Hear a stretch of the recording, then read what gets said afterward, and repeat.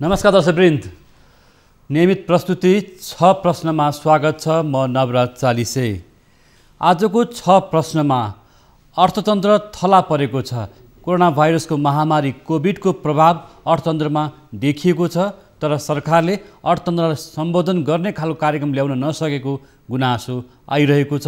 यतिखेर उद्योग व्यवसायहरू ठप्प भएको छ र निजी क्षेत्रले आफ्नो भूमिका प्रभावकारी रूपमा अगाडि बढाउन नसकेको पनि गुनासो छ र सरकार र निजी क्षेत्र बीचको सम्बन्ध समन्वय जस्ता कुराहरू पनि उठिरहेको छ। तर नेपाल उद्योग वाणिज्य महासङ्घ निजी क्षेत्रहरूको छाता संस्था हो।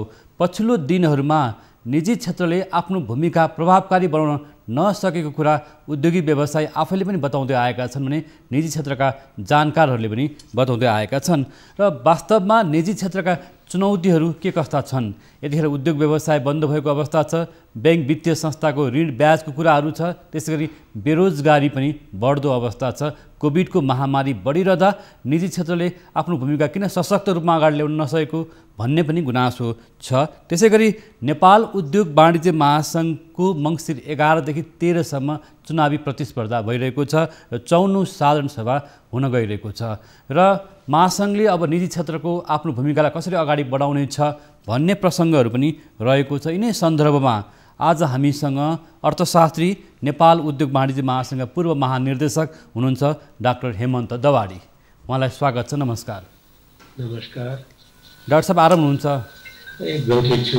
तपाईलाई? हजुर, यहाँ लामो समयसम्म नेपाल उद्योग वाणिज्य महासङ्घमा रहेर काम गर्नुभयो र विभिन्न तहमा रहेर काम पनि गर्नुभयो र निजी क्षेत्रको एउटा जानकार पनि हुनुहुन्छ। कोभिडको महामारी यतिखेर निजी क्षेत्रलाई प्रभावित बनाएको छ, उद्योग व्यवसायहरू बन्द भएको अवस्था छ। तर पछिल्ला दिनहरूमा यहाँले हेर्दै पनि हुनुहुन्छ निजी क्षेत्रले सशक्त भूमिका अगाडि ल्याउन नसकेको गुनासो आइरहेको छ। यो सन्दर्भलाई कसरी हेर्नुहुन्छ डाक्टर साहब? अब यो सन्दर्भलाई चाहिँ निजी क्षेत्रले भूमिका सशक्त निभाउन नसकेको भन्ने यो चाहिँ नि जुन कोभिडको महामारी हामी कहाँ नेपाल लगायत अब संसारभरि चाहिँ नि फैलिएको छ र यो कोभिड महामारीको अब महामारीलाई लक्षित गरेर कार्यक्रम ल्याउनु पर्ने चाहिँ नि निजी क्षेत्रले भन्दा पनि कार्यक्रमहरू सञ्चालन गर्नुपर्ने सरकारले नै हो। र अब सरकार अनि निजी क्षेत्रले चाहिँ नि त्यसमा सरकारलाई सहयोग गरेर सहयात्रीको रूपमा जानुपर्ने हो। र हामी कहाँ अलिकति यो विगत अब यो चाहिँ नि भइसकेपछि, महामारी भइसकेपछि त्यो रूपमा सक्रिय रूपमा नआएको हो कि भन्ने चाहिँ नि उहरू चाहिँ नि अलिक देखिन थालेका छन्, देखिया छन् र त्यो जनमानसमा, पत्रपत्रिकामा सबैमा त्यो कुरा चाहिँ नि आइराखेको छ र निजी क्षेत्रकै व्यक्तिहरूले पनि यो कुराहरू गरिराख्नु भएको छ। र यो चाहिँ नि संसारभरि, नेपालमा मात्रै नभएर यो संसारभरि नै यो समस्या, अब यो जुन कोभिडको महामारी आयो त्यो चाहिँ नि कसैले पनि एन्टिसिपेट गरेको अथवा त्यो हुन्छ भन्ने देखेको थिएन। त्यो भावनाले संसारभरिकै निम्ति यो च्यालेन्ज छ र यो अब भाइरसले कसरी अन्त्य हुन्छ र यो रोगबाट के हुन्छ र फ्युचरमा के हुन्छ भन्ने यो अझै पनि अब त्यति प्रष्ट अझै पनि हुन सकेको छैन।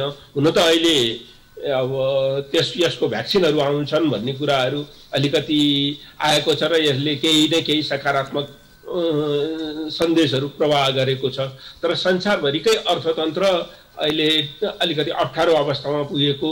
अब हाम्रै छिमेकीको कुरा गर्ने हो भने भारतको अर्थतन्त्र उसमा चाहिँ नि गत क्वार्टरमा झन्डै 20-21% चाहिँ भन्दा बढ्ताले घटेको, यो क्वार्टरमा पनि 10% भन्दा बढ्ताले घट्ने भन्ने जस्तो चाहिँ नि कुराहरू चाहिँ नि आइराखेका छन्।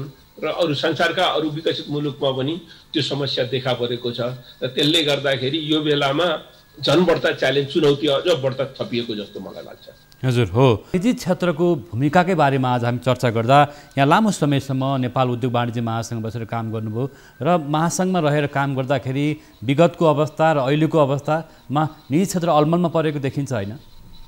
अब म चाहिँ नि विगतमा धेरै वर्षसम्म महासङ्घमा काम गरेको मान्छेले विगतमा राम्रो थियो, अहिले राम्रो छैन भन्ने कुरा चाहिँ भन्न चाहिँ मलाई त्यस्तो ठिक लाग्दैन। यो चाहिँ होइन, एउटा सधैँ नै यो च्याम्बरहरू जस्तो, महासङ्घ जस्तो चाहिँ नि यो एकदमै धेरै विविध क्षेत्रहरूको, विविध स्टेक होल्डरहरूको, विभिन्न इन्ट्रेस्ट ग्रुपहरूको इन्ट्रेस्ट भएका व्यक्तिहरू चाहिँ नि सम्मिलित एउटा संस्था हो र त्यो इन्ट्रेस्ट ग्रुपहरू त्यस्ता किसिमका विभिन्न इन्ट्रेस्टहरू चाहिँ नि आउँदाखेरि अब कतिपय अवस्थामा यसको भूमिका सक्रिय भएको देखिन्छ र कतिपय अवस्थामा अलि कम सक्रिय भएको देखिन्छ र अहिले चाहिँ नि हेर्दाखेरि अलि त्यति धेरै सक्रिय हुन नसकेको हो कि जस्तो भान चाहिँ नि पक्कै पर्छ। जस्तो निजी क्षेत्रले आफ्नो भूमिकालाई कसरी अगाडि बढाउनु पर्ला, कोभिडको महामारी छ हैन, धेरै उद्योग व्यवसायहरू साना मझौला ठुला सबै खालका व्यवसायहरू यति बेला कमजोर बनेका छन्, व्यवसायीहरूले आफ्नो ब्याङ्कको वित्तीय संस्थाको ऋण ब्याज तिर्न नसकेको अवस्था छ र बेरोजगारी पनि बढिरहेको अवस्था छ। यो अवस्थामा निजी क्षेत्रले सरकारसँग कसरी आफ्ना कुराहरू अथवा चुनौतीहरूलाई लिएर जाने? यसको सबभन्दा ठुलो चाहिँ नि ऊ चाहिँ के पनि हो, यो कुरा गर्दाखेरि सबभन्दा महत्त्वपूर्ण कुरा अब जब महामारी फैलिन थाल्यो त्यो बेलामा जहिले पनि संसारभरि लाइफ र लाइभलीहुडको चाहिँ कुराहरू हुन थाल्यो हैन। जीवन बचाउने कि अब मान्छेको रोजगारी व्यवसाय बचाउने भन्ने कुरा गर्दाखेरि जीवन बचाउनु महत्त्वपूर्ण हो भन्ने कुराहरू भयो, तर रोजगारी व्यवसाय बढ्दैन भने सायद भुखमरी हुन्छ होला र जीवन पनि बच्दैन होला। यो कुरो पनि अलिकति ध्यान दिनुपर्ने कुरो थियो जस्तो लाग्यो। तर सुरुमा हुँदाखेरि संसारभरि नै यो हामीले मात्रै भएन, जहाँ चाहिँ लकडाउनहरू चाहिँ नि हुने, व्यवसाय बन्द गर्ने त्यो प्रक्रियाहरू धेरै भयो। नेपालमा पनि अब सुरुमै अब एकदम जुन बेला खासै महामारी नेपालमा त्यति फैलिसकेको थिएन त्यो बेलामा एकदम लकडाउनहरू भयो, अर्थतन्त्र व्यवसाय कुनै पनि सञ्चालन हुन सकेन। त्यसले नकारात्मक असर त सुरु पर्यो नै, त्यसबाट पर्न थालिसकेपछि त्यसपछि के भयो भनेदेखि अब त्यो बेलामा होइन यो अर्थतन्त्रलाई कहीँ न कतै अलिअलि चलायमान राख्नुपर्छ भन्ने कुरो हामीले निजी क्षेत्रले अलिकति प्रश्नसँग सरकारसँग राख्न नसकेको हो कि भन्ने चाहिँ नि भान हुन्छ।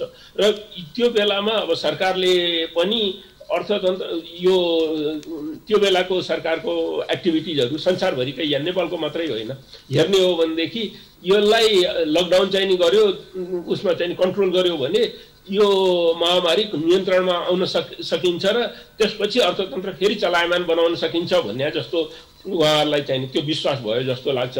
तर त्यति सजिलो चाहिँ नि यो रहन्छ भन्ने कुरो अहिले देखिँदै आएको छ र यसले अर्थतन्त्रमा नकारात्मक असर परेको छ। त्यो लकडाउनको असरहरू नकारात्मक असर परेको छ र निश्चय नै यसले केही सकारात्मक पक्षहरू पनि दिएका छन्। जस्तो हामी नै अहिले चाहिँ प्रविधिको प्रयोग गरेर कुरा गरिराखेका छौँ, प्रविधिको प्रयोग यसले बढाएको छ।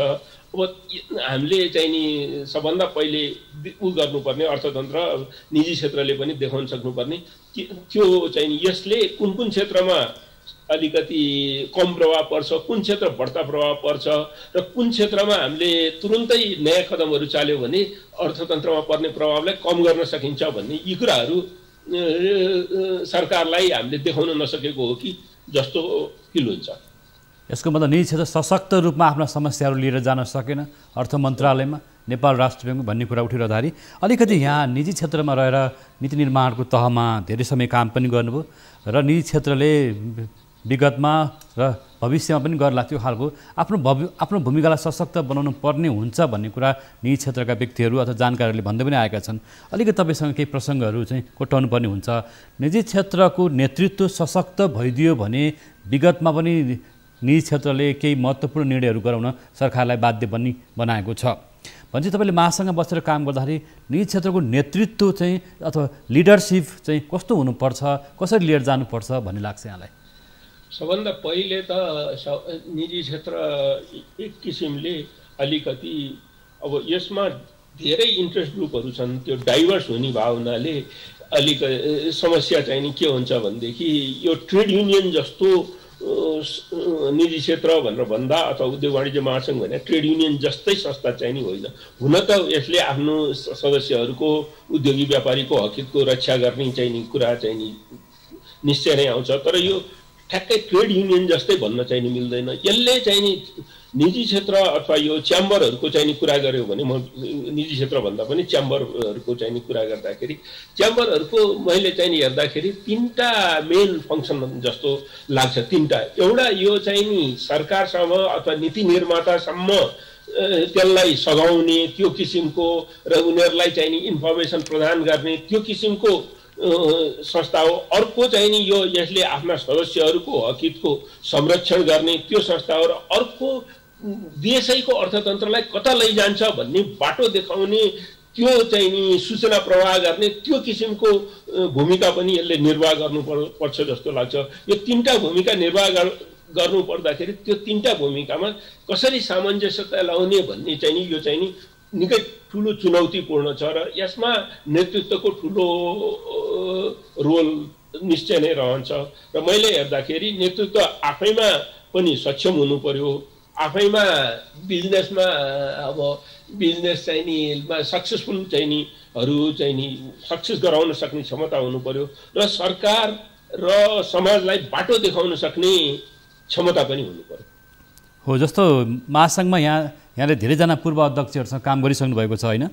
हजुर, मैले अब झन्डै अब म उसमा महासङ्घमा प्रवेश गर्दा विनोद चौधरीजी अध्यक्ष हुनुहुन्थ्यो।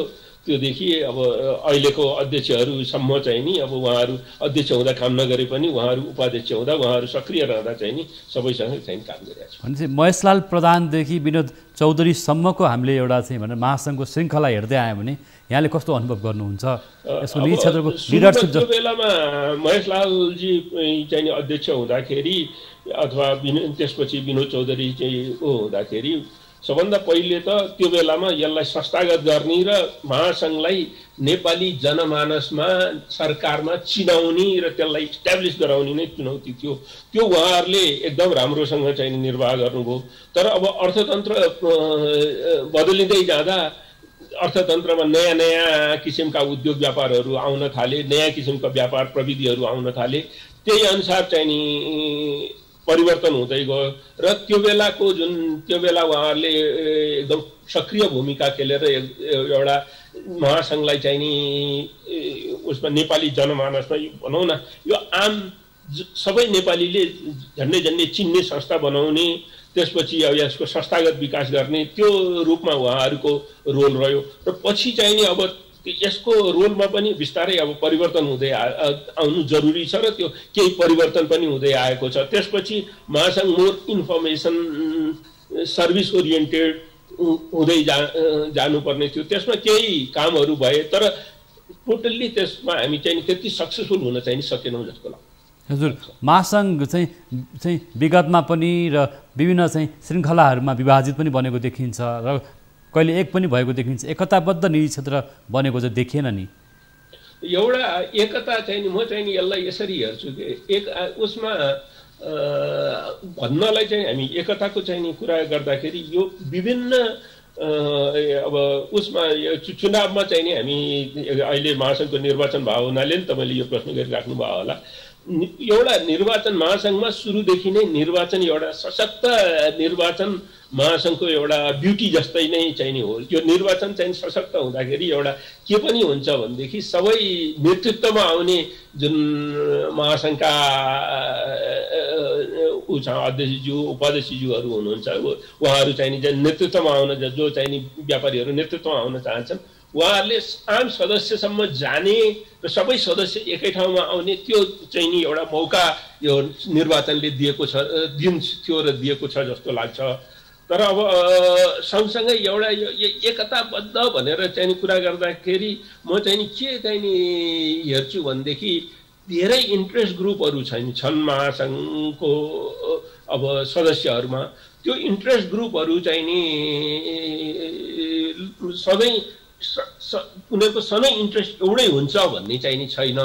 तर नेपालको अर्थतन्त्र विकास भयो भने, अर्थतन्त्रमा वृद्धि भयो भने, विस्तार भयो भने र नेपाल विकसित भयो भने सबैको व्यवसाय पनि विकसित हुँदै जान्छ भन्ने र निजी क्षेत्रलाई जुन उद्योग व्यापार गर्नेहरूलाई काम गर्नलाई के भयो भने सहज हुन्छ र के गर्यो भनेदेखि हामी नेपाल आर्थिक रूपमा सम्पन्न नेपालीहरू सम्पन्न हुन्छन् भने त्यो चाहिँ नि इन्ट्रेस्ट चाहिँ नि सबैको कमन हुनु पर्थ्यो। त्यसमा हामी अलिकति त्यसलाई प्रमोट गर्न हामी अलिक कम चुक्यौँ कि अलिक चुक्यौँ भनेर त नभनौँ, अलि त्यति सक्सेसफुल भएनौँ कि भन्ने जस्तो लाग्छ।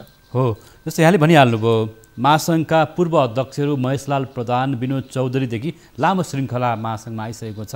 तर पनि महासङ्घ एउटा निजी क्षेत्रको जसरी सशक्त भूमिका निर्वाह गर्नुपर्ने थियो त्यो सकिरहेको छैन, अथवा भनौँ न आर्थिक विकासमा, अर्थतन्त्रको विकासमा, रोजगारी सृजनामा, होइन, जसरी उद्योग व्यापारको विकास हुनुपर्ने त्यो चाहिँ भएको देखिएन।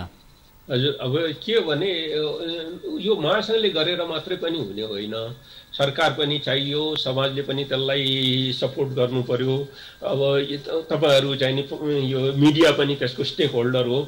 महासङ्घ भने सदस्यहरूको मात्रै पनि नभएर यसको स्टेक होल्डरहरू सबै स्टेक होल्डरहरू छन् के मलाई चाहिँ यस्तो लाग्छ चाहिँ नि सरकार पनि यसको स्टेक होल्डर हो, समाज पनि यसको स्टेक होल्डर हो, मिडिया पनि यसको स्टेक होल्डर हो। यस्तो संस्थाहरू सक्सेसफुल हो भनेदेखि देशलाई सक्सेसफुल बनाउन, देशै सक्सेसफुल बनाउन चाहिँ मद्दत मिल्छ।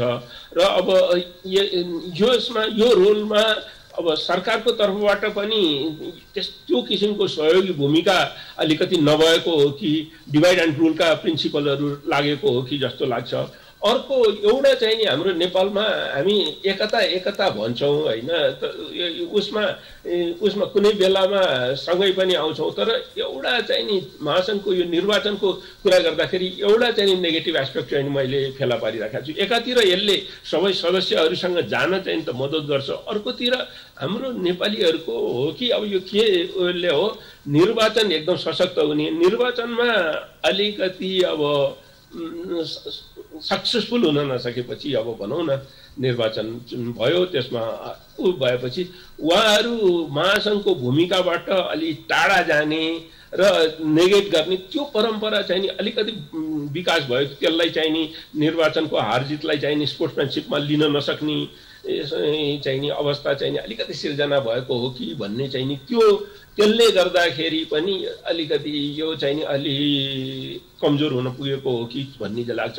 र अर्को हामीले चाहिँ नि एउटा चाहिँ नि गर्न नसकेको त्यति रूपमा चाहिँ नि सुरुमा अलिकति एफोर्ट पनि भएको हो, तर त्यो चाहिँ नि त्यति सक्सेसफुल चाहिँ नि हुन नसकेको जस्तो यो चाहिँ नि एउटा सूचना प्रवाह गर्ने, उसलाई अर्थतन्त्र कता जाँदैछ भन्ने किसिमको डाइरेक्सन दिने त्यो क्षमता चाहिँ नि हामीले विकास गर्न अलि सकेनौँ कि जस्तो लाग्छ। हो, महासङ्घले एउटा थिङ्क ट्याङ्कको रूपमा काम गर्न नसकेको भन्ने कुरा आइसकेको छ। यहाँले केही कुरा कोट्याउनु खोजिरहनु भएको छ, हामी स्वतन्त्र रूपमा यहाँसँग विश्लेषण पनि गर्न खोजिरहेका छौँ, कुनै पक्ष विपक्षसँग नजोडिकन। महासङ्घमा यहाँले पनि भनिहाल्नुभयो विगतको निर्वाचन पछाडि केही अध्यक्षहरू अथवा केही उपाध्यक्षहरू अलिकति पलायन भएको, अन्य संस्थाहरूतिर लागेको अथवा अन्य संस्थाहरूको सृजना गरेको जस्ता कुराहरू पनि देखियो विगतमा पूर्व अध्यक्षहरूले पनि, होइन, अथवा पदाधिकारीहरूले पनि। यो तिक्ततालाई चाहिँ बढाउँदो रहेछ, होइन, महासङ्घको निर्वाचनपछि। उसमा निर्वाचन भइसकेपछि एक किसिमको हारजित त भइहाल्छ। निर्वाचन भइसकेपछि अनि त्यो हार्ने पक्ष र दुइटै चाहिँ निको कहिलेकाहीँ कमजोरी म चाहिँ नि देख्छु। एउटा हार्ने पक्षले पनि अब निर्वाचनमा हार्ने भनौँ न, उसले त एकचोटि हारिन्छ होला, हारिसकेपछि त्यो महासङ्घकै कामलाई अलिकति नेगेट गर्न खोजेको हो कि महासङ्घलाई नै अलि नकारात्मक रूपमा हेर्न खोजेको हो र जित्ने पक्षले पनि भनौँ न उसमा चाहिँ नि सबैलाई समेटेर लैजान नसकेको हो कि समेट्नलाई चाहिँ नि अलि गाह्रो भएको हो कि भन्ने त्यो चाहिँ नि त्यस्ता कुराहरू चाहिँ नि देखिने गरेका छन्। जस्तो महासङ्घबाट विनोद चौधरी जस्ता भनौँ न पूर्व अध्यक्षहरू पलायन भएको पनि देखियो, अन्य संस्थाहरू चाहिँ खोलेको पनि देखियो, होइन। अब म पलायन भएको भनेर नै पनि नभनौँ, किनभने उहाँले अहिले पनि विगत पछि पनि महासङ्घको विभिन्न कार्यक्रमहरूमा पूर्व अध्यक्षको रूपमा उहाँ चाहिँ नि सम्मिलित भएको, उहाँका कम्पनीहरू महासङ्घको अब भनौँ न सदस्यहरू कायम रहेको त्यो चाहिँ नि अवस्था छ। उहाँको चाहिँ नि त्यो एक्टिभ रोल पहिले जति अब अध्यक्ष हुँदाखेरि हुन्थ्यो त्यति एक्टिभ रोल चाहिँ नि नभएको निश्चित नै हो। एउटा चाहिँ नि म यो फेरि अरू संस्थाहरू खोलेकोमा भन्दैमा त्यो चाहिँ नि महासङ्घको कम्पिटिटरै सधैँ हुनुपर्छ भन्ने छैन। एउटा हामी कहाँ भावना चाहिँ नि संस्थाहरूलाई पनि कम्पिटिटरकै रूपमा मात्रै हेर्ने चाहिँ चलन हुँदो रहेछ। कहिलेकाहीँ चाहिँ नि 2-3टा 4टा संस्था भए पनि कम्पिटिसन, तिनीहरूको बिचमा कम्पिटिसन नै भए पनि यदि काम राम्रो हुन्छ भने र जसले राम्रो काम गर्दै जान्छ सबैको निम्ति रोल चाहिँ नि सम्भव हुन सक्छ जस्तो मलाई चाहिँ नि लाग्छ। त्यसमा हामीले एकदमै टोटल्ली नेगेटिभ भएर सोच्नु चाहिँ नि हुँदैन कि जस्तो लाग्छ। र म पलायन भएको भन्न चाहिँ नि चाहन्न, तर एकताबद्ध भएर सँगसँगै जानलाई चाहिँ नि अलिक नसकेको हो कि भन्ने त्यो चाहिँ नि छ। तर टोटल पलायन भएको भन्ने शब्द जस्तो प्रयोग नगरिहाल्नु। मैले महासङ्घलाई चाहिँ भनौँ न त्यो खालको पूर्व अध्यक्षहरूलाई नि एकै ठाउँमा राख्न नसकेको इतिहासले पनि देखाएको छ जस्तो, र सहमति पनि गर्न खोजेको सहमतिका प्रयासहरू विगतमा भएको देखिन्छ। जस्तो रविभक्त श्रेष्ठ र चाहिँ प्रदीप कुमार श्रेष्ठको समयमा सहमति गरियो भन्ने कुरा हामी सुन्ने गर्छौँ। त्यो कस्तो सहमति थियो? त्यो सहमतिले निरन्तरता पाउन त सकेन फेरि, होइन? सहमति भन्दा पनि अब कस्तो भने महासङ्घको निर्वाचनको प्रक्रियालाई चाहिँ तपाईँ गर्नुभयो भने कतिपय अवस्थामा त्यो बेलामा देखिन्छन् के दुईटा कम्पिटिटर जस्तो उहाँहरू देखिनुहुन्छ। र तर अब पालो गरौँ अथवा के गरौँ यो चाहिँ अहिले चाहिँ चुनावमा चाहिँ नजाउँ भन्ने कुराहरू अब महासङ्घका सिनियरहरूले मिलाएर अलिकति सहमतिका प्रयासहरू भएका पनि छन् र सहमतिहरू अब सहमतिकै आधारमा छोडिएको भन्ने चाहिँ कुराहरू आएका छन्, जुन अफिसियल्ली त अब महासङ्घको सचिवालयको हामीले काम गर्दा हामीले सहमति भएर आयो भनेर चाहिँ हामी उ गर्दैनौँ। तर त्यस्ता कुराहरू चाहिँ त्यो बेलामा चाहिँ नि भएका हुन् र त्यो उसमा चाहिँ नि रविभक्तजी र प्रदीप कुमारजी पहिले चाहिँ नि प्रदीप कुमारजी अध्यक्ष हुनुभयो, त्यसपछि रविभक्तजीलाई हुन चाहिँ नि बाटो दिने भन्ने कुरा चाहिँ नि भएर त्यो सहमति भएर यो काम भयो हो भन्ने चाहिँ नि त्यो बेलामा कुरा चाहिँ नि आएको हो। अब त्यस्तो चाहिँ नि प्रयासहरू चाहिँ नि भएका छन्। तर के पनि एउटा चाहिँ नि विडम्बना चाहिँ नि हामी कहाँ छ भने अलिकति महासङ्घमा अब निर्वाचनमा चाहिँ नि उसमा पूर्व अध्यक्षहरू नै पनि त्योभन्दा नै पनि एक्टिभली कुनै न कुनै क्यान्डिडेटलाई एकदमै एक्टिभली अगाडि लागेर सपोर्ट गरेर हिँडिरहेको देखिन्छ। त्यसले उहाँहरूमा पनि केही न केही विभाजन छ कि भन्ने चाहिँ नि त्यो प्रश्नै हुन्छ, त्यो भनिरहनु नै पर्दैन। त्यो सबै जस्तो अब महासङ्घको निर्वाचनकै बारेमा कुरा गरिरहँदा सहमतिको प्रयास अहिले वर्तमानमा पनि प्रयासहरू भइरहेको छ भन्ने कुरा आइरहेको छ। चन्द्र ढकाल समूह र किशोर प्रधान समूह बीच पनि सहमति हुने कतिको सम्भावना देख्नुहुन्छ? यहाँ एउटा महासङ्घ लामो समय बसेर काम पनि गरिसक्नु भएको छ, सहमति भएर जाँदा के हुन्छ? अथवा पूर्व अध्यक्षहरू विभाजित पनि भएको गएर देखिएको अवस्था पनि छ, यहाँले भनिहाल्नु सङ्केत गर्नुभयो। अब यहाँ पक्ष र विपक्षको कुरा गर्ने अथवा सहमति गर्ने नगर्ने त्यो त अब उहाँहरू क्यान्डिडेटहरूको एउटा चाहिँ नि चुनाव चाहिँ नि डिक्लेयर भइसकेपछि सहमति गर्नु त्यति सजिलो चाहिँ नि हुँदो रहेछ कि सहमति मैले चाहिँ नि मेरो एक्सपिरियन्समा सहमति गर्न त्यति सजिलो चाहिँ नि हुँदो रहेछ। एउटा उहरूले आफ्नो एउटा समूह गठन गरिसकेपछि आफ्ना साथीहरूलाई केही न केही चाहिँ नि दिइसकेका हुन्छ, वर्ड दिइसकेका हुन्छ, म चाहिँ नि यो हो भने तँलाई यो रोलमा ल्याउँछु, यो रोलमा ल्याउँछु भने त्यो बिचमा चाहिँ नि सामञ्जस्यता ल्याउन चाहिँ अलिकति गाह्रो छ।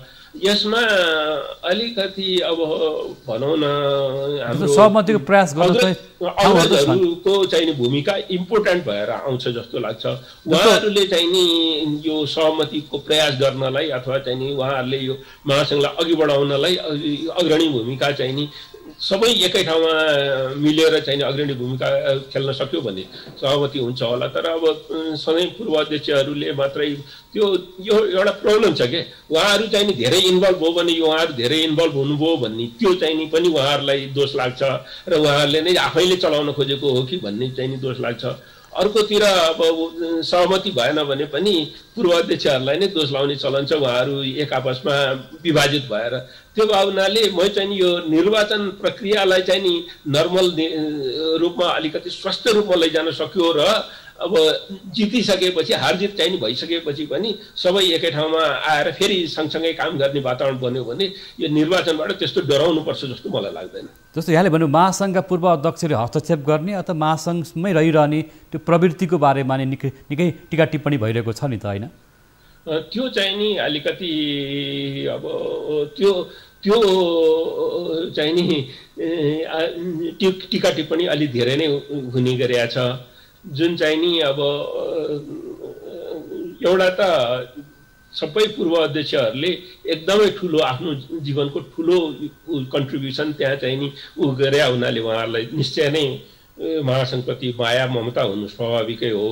अब तर त्यो चाहिँ नि माया ममता देखाउँदाखेरि हस्तक्षेप गरेको भनेर हामीले त्यति रूपमा चाहिँ पनि नबनाउँ। तर अर्कोतर्फ कहिलेकाहीँ चाहिँ नि अलि बढ्ता नै इन्भल्भ हुन खोजेको हो कि भन्ने पनि जस्तो यहाँले भन्नुभएको कसैको एक्टिभिटीमा चाहिँ नि त्यो देखिन्छ, तर सबै त्यो सबैको उसमा त्यो लाग्छ भन्ने छैन। महासङ्घमा विभिन्न इन्ट्रेस्ट ग्रुपहरू हुन्छन्, स्वार्थहरू हुन्छन्, ती सबैलाई त्यागेर नयाँ जो आउने नेतृत्व अगाडि बढ्न सक्नुपर्छ भन्ने लाग्छ यहाँलाई, होइन?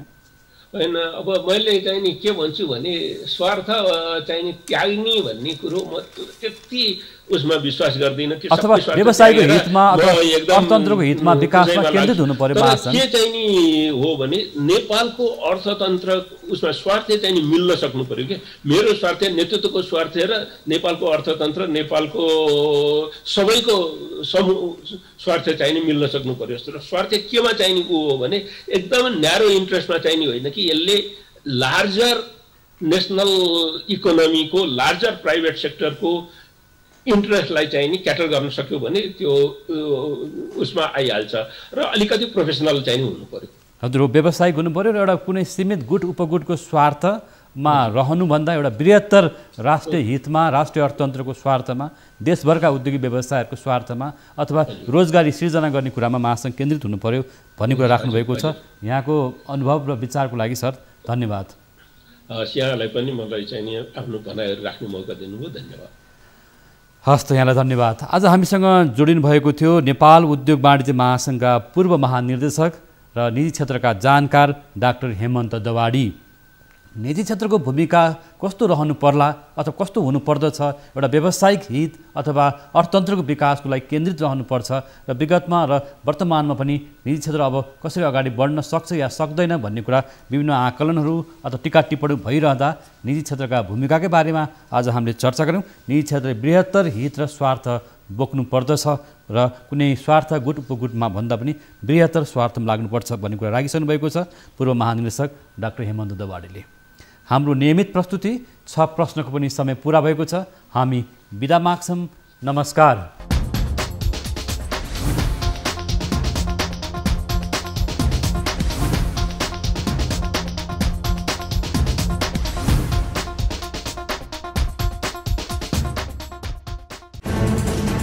कोरोनाले सृजना गरेको सङ्कटमा पल पलका न्युज अपडेट र हर क्षेत्रको कभरेजका लागि न्युज 24 नेपाल युट्युब च्यानललाई सब्स्क्राइब गर्नुहोला।